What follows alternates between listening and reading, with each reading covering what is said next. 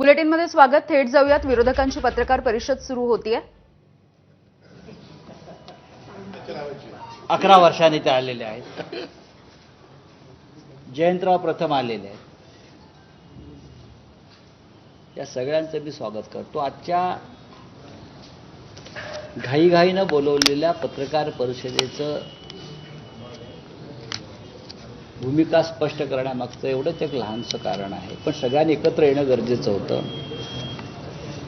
गेल्या काही दिवसापासून निवडणूक आयोगाच्या घोटाळ्यांबाबत महाराष्ट्रातील सर्व प्रमुख पक्ष एक लढाई लढत आहेत.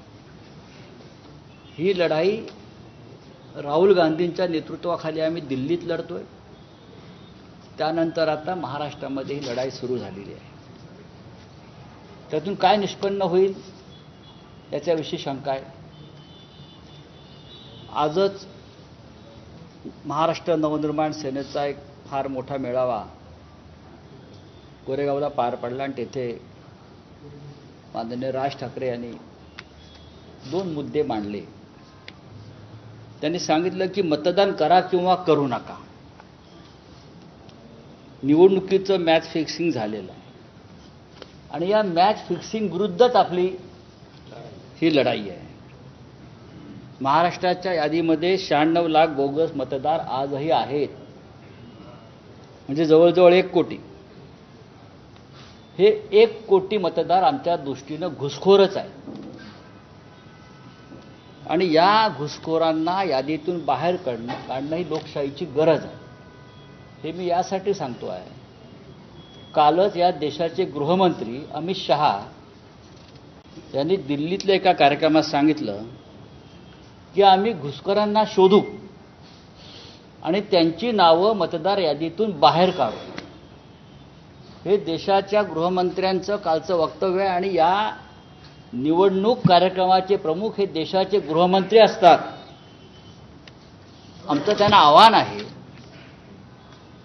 की महाराष्ट्राच्या निवडणूक यादीमध्ये घुसलेले 1 कोटी मतदार जे आहेत त्यांना तुम्ही आधी बाहेर काढा आणि या मोहिमेला महाराष्ट्रापासून सुरुवात करा.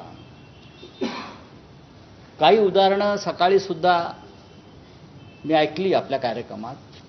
त्यातलं सगळ्यात मोठं उदाहरण आहे ते पैठणचे आमदार विलास भुमरे यांचं. जाहीर व्यासपीठावर त्यांनी सांगितलं की माझ्या निवडणुकीत मी 20,000 मतदार बाहेरून आणले, त्यांना मतदार केलं आणि त्याच्यामुळे मी जिंकू शकतो. याच्यापेक्षा पुरावा काय पाहिजे? एक आमदार सांगतो आहे. दुसरं म्हणजे मला वाटतं बेलापूरच्या आमदार मंदा म्हात्रेंचं सुद्धा फार महत्त्वाचं वक्तव्य आहे. त्या म्हणतात, यापूर्वी मी लढवलेल्या सर्वच निवडणुकांमध्ये पूर्वी बोगस आणि दुबार मतदारांची यादी निवडणूक आयोगाला दिली होती, मात्र ती नावं कधीच कमी झाली नाहीत. अनेक ठिकाणी अधिकारी आणि कर्मचारी पैसे घेऊन बोगस मतदारांची नोंदणी करतात. हे सत्ताधारी पक्षाचे आमदार सांगतायत. नवी मुंबईतील ऐरोली विधानसभा मतदारसंघात 41,000 आणि बेलापूर विधानसभा मतदारसंघात 35,000 दुबार आणि बोगस मतदार आहेत. हे सत्ताधारी पक्षाचे आमदार सांगतायत. बुलढाण्यातले एक सत्ताधारी पक्षाचे आमदार संजय गायकवाड यांनी सांगितलेलं आहे की बुलढाणा जिल्ह्यामध्ये 1 लाखापेक्षा जास्त बोगस मतदार नोंदवले गेले. याचा अर्थ लोकसभा निवडणुकीमध्ये जो त्यांचा खासदार जिंकला हा बोगस मतदारांच्या मदतीनं जिंकलेला आहे. अशा परिस्थितीमध्ये महाराष्ट्रामध्ये निवडणूक याच्यामध्ये घोटाळा करून हे लोक सत्तेवर येत आहेत, आलेले आहेत. मतदार याद्या पवित्र असायला पाहिजे, शुद्ध असायला पाहिजेत. यासाठी हा संघर्ष आहे. निवडणुका स्वच्छ पारदर्शक असायला पाहिजेत. यासाठी या महाराष्ट्रातले सर्व प्रमुख पक्ष सत्ताधारी वगळून लढत आहेत. 2 दिवस सातत्यानं निवडणूक आयोगाकडे बैठका झाल्या.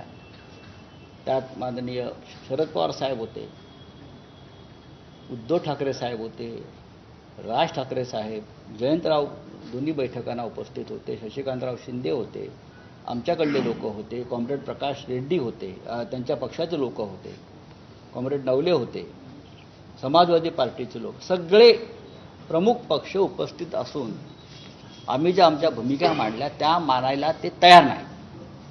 आणि आमच्या याद्या ह्या सदोष नाही, काय म्हणतात, निर्दोषच आहेत. खरं म्हणजे निवडणूक आयोगानं गुन्हेगारी स्वरूपाचं कृत्य केलेलं आहे आणि ते ऐकायला तयार नसतील तर त्यांना असं एकंदरीत सगळ्यांचं एकमत असं झालेलं आहे आमच्या पक्षाचं प्रमुख की यांना दणका द्यावा लागेल आणि तो रस्त्यावर उतरून द्यावा लागेल.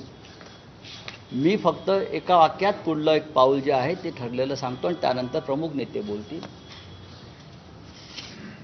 1 नोव्हेंबर शनिवार निवडणूक आयोगाच्या या मनमानी आणि भ्रष्ट कारभाराविरुद्ध मुंबईत सर्वपक्षीय विराट मोर्चा निघेल. महाराष्ट्राच्या जिल्ह्यातून गावागावातून मतदानाचा अधिकार गमावलेले लाखो लोक इथे येतील आणि मतदारांची ताकद जी आहे ही देशाच्या पंतप्रधानांना, गृहमंत्र्यांना, निवडणूक आयोगांना दाखवली जाईल. या मोर्चाचं नेतृत्व माननीय शरद पवार साहेब, माननीय उद्धव ठाकरे साहेब, माननीय राज ठाकरे साहेब, काँग्रेस पक्षाचे ज्येष्ठ नेते, आम्ही त्यांना निमंत्रण देऊ. इतर जे महाविकास आघाडीमध्ये सुद्धा आमचे नेते आहेत ते करतील आणि त्या दृष्टीनं पुढली पावलं टाकली जातील. आज ही पत्रकार परिषद फक्त तारीख जाहीर करण्यासाठी आम्ही बोलवलेली आहे. अजून एक महत्त्वाची पत्रकार परिषद होईल या सगळ्या नेत्यांसह. तर हा जो दणका आहे तो निवडणूक आयोगाला देणं गरजेचं आहे की महाराष्ट्र स्वस्थ पडलेला नाही, झोपलेला नाही, अजगराप्रमाणे पडलेला नाही. तुमचं जर आमच्या पुढे असं आव्हान उभं करणार असाल तर आव्हान स्वीकारण्याची आमची तयारी आहे. त्याच्यामुळे 1 नोव्हेंबर हा महाराष्ट्रातला एक महत्त्वाचा दिवस असेल आणि देशाच्या लोकशाहीसाठी अशा प्रकारचा मोर्चा आम्ही दिल्लीत राहुल गांधी यांच्या नेतृत्वाखाली निवडणूक आयोगावर नेला होता. तेव्हा सुद्धा सर्व पक्षाचे प्रमुख नेते रस्त्यावर उतरले होते. त्यात माननीय शरद पवार साहेब सुद्धा होते. स्वतः आम्ही सगळे होतो, खासदार होते, इतर नेते होते आणि त्याच पद्धतीनं महाराष्ट्रामध्ये मोर्चा निघेल. मी काँग्रेसचे नेते सचिन सावंत बरं आणि एक सांगतो की आज जे उपस्थित आहेत आणि जे नाहीत, जे उपस्थित राहू शकले नाहीत त्यांचा पूर्ण पाठिंबा या कार्यक्रमाला आहे, त्याने कळवलेला आहे. त्याच्यामुळे हा नाही तो नाही अशा बातम्या येऊ नयेत. प्रत्येकाशी आमची चर्चा झाली आहे, सकाळी घाई झाली आज. प्रत्येकाचा पाठिंबा या आमच्या आंदोलनाला आणि मोर्चाला आहे. मी सचिन सावंत जे आहेत आमचे त्यांना आपली भूमिका मांडण्यासाठी विनंती करतो.